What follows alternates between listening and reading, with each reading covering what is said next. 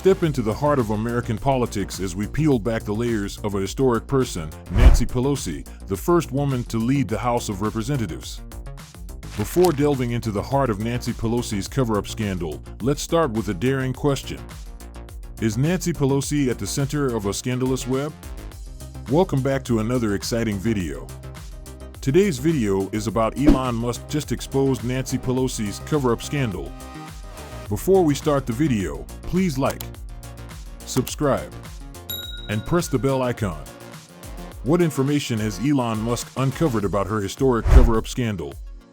Discover the truth behind Nancy Pelosi's alleged cover-up issue as we follow Elon Musk's research into what may be a significant cover-up incident. Elon Musk keeps his identity a secret. The millionaire has sparked yet another controversy by delving into uncharted areas and advancing an unsubstantiated conspiracy idea. Who is this time in the crosshairs? And what is the target of this bogus conspiracy theory? This time, his post was in response to the attack on Nancy Pelosi's husband, Paul Pelosi, and the subsequent conspiracy theories. One allegation focuses on the growth of homophobic conspiracy theories and the aftermath of Paul's tragic attack. Let's look more closely at the attack and the subsequent line of events. In a surprising turn of events, political instability and carnage increased. Pelosi, Paul, 82, was brutally attacked. Paul sustained serious injuries, including a fractured head and damage to his right arm. Could this be a political attack? According to police records and a thorough FBI affidavit included in the federal criminal complaint, an intruder forced his way through a glass door at Pelosi's San Francisco residence. He went into the bedroom and addressed Pelosi, claiming he needed to speak with his wife. David DePape, 42, the assailant, yelled, "Where is Nancy?" Before launching the terrible attack, during this harrowing experience, Paul was able to summon help by dialing 911. Cops arrived on the scene soon and watched the attacker's frightening hammer strike. Law police quickly apprehended the perpetrator. There is speculation that the attack was politically motivated. Let us pause to hear what DePape has to say. According to the complaint, DePape indicated that he wanted to kidnap Nancy Pelosi because he believed she was the leader of the pack and should be held responsible for Democratic Party lies. He claimed that he was fighting tyranny without the choice of surrendering. He is currently being imprisoned without bail. DePape is attempting to have the hammer attack police body cam footage erased. His lawyers claim that the tapes are unneeded because their client intends to confess to the incident. The dramatic photos were labeled as provocative and sensationalist. The motion to exclude the video from the impending trial contends that the government intends to utilize it just to pique the jury's interest with its sensationalism. In the disturbing video, police officers are seen calmly pleading with DePape to surrender before he violently attacked Paul, cracking his skull. The police officer's testimony, the medical records, and Paul's first-hand description of the incident, according to DePape's defense team, are sufficient evidence to prove the case. In the view of the jurors, displaying the actual attack could be considered unfairly prejudiced. DePape is being prosecuted on federal criminal accusations. He pleaded not guilty to federal charges stemming from his attempted kidnapping of a government official and his assault on a federal official's family member. He also pled not guilty to state charges of elder abuse, burglary, and attempted murder. If convicted, DePape could face up to 50 years in federal prison. While admitting to the attack, the defense team aims to dispute the attempted kidnapping charge. They claimed that the important California representative was not at home at the time of the home invasion. Nancy Pelosi has been served with a subpoena in connection with a federal criminal prosecution in California. This development comes as her husband's assailant prepares to go on trial later this month. 2 sealed subpoenas were filed in the case docket on September 19, 2023. The trial is set to begin on November 13th. According to sources, Paul Pelosi intends to testify in DePape's defense when the trial begins. Furthermore, court documents indicate that Nancy Pelosi may testify as a second witness. Conservative commentators, politicians, and even Elon Musk chimed in with baseless suggestions of a personal connection between the victim and his attacker.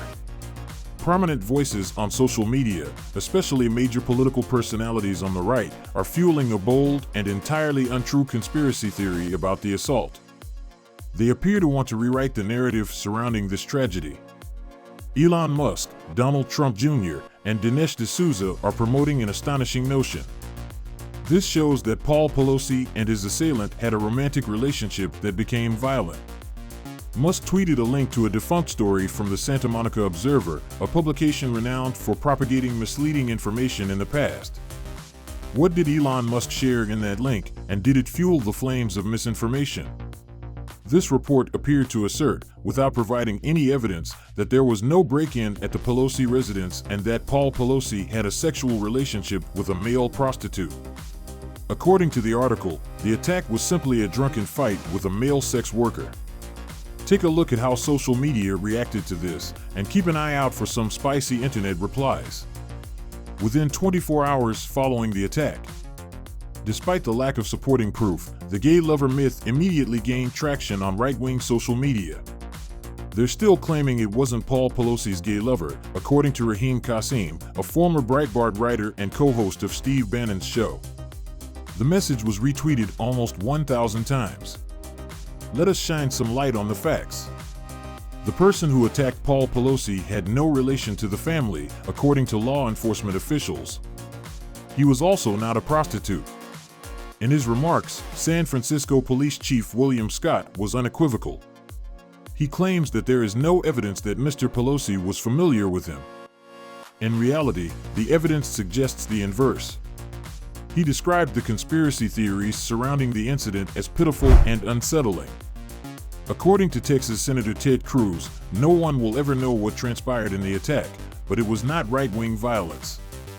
Elon Musk responded to Hillary Clinton's tweet, in which she called the attack on Paul Pelosi shocking but not surprising. She argued that the Republican Party and the people who support it were increasingly pushing hatred and absurd conspiracies. She also published an article saying that the attacker, David DePape, had posted online QAnon and election conspiracy theories. Musk's tweet in reaction to Clinton's post offered a touch of suspense, saying, "There is a tiny possibility there might be more to this story than meets the eye." Elon Musk was instrumental in bringing the conspiracy hypothesis to public attention. The cat is out of the bag for a much larger audience. Later that day, he deleted the tweet, but it had already acquired over 28,000 retweets and 100,000 likes. Why did he later decide to delete that tweet? Perhaps it's because he's posting bogus stuff and debating conspiracy theories on a platform designed to be a haven for advertisers.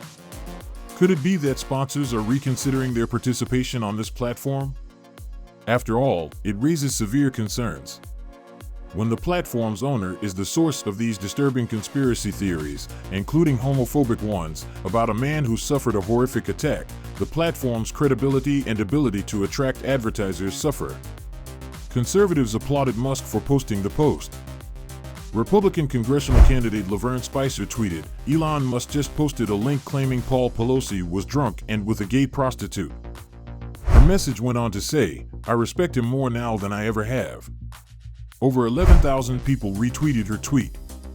Is this the only scandal involving Nancy Pelosi? Absolutely not. The following one is right here.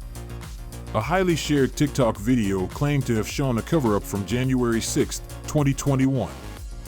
A video purportedly shows former House Speaker Nancy Pelosi on the phone on January 6, indicating she issued a shoot-to-kill order for any violation of the Speaker's lobby.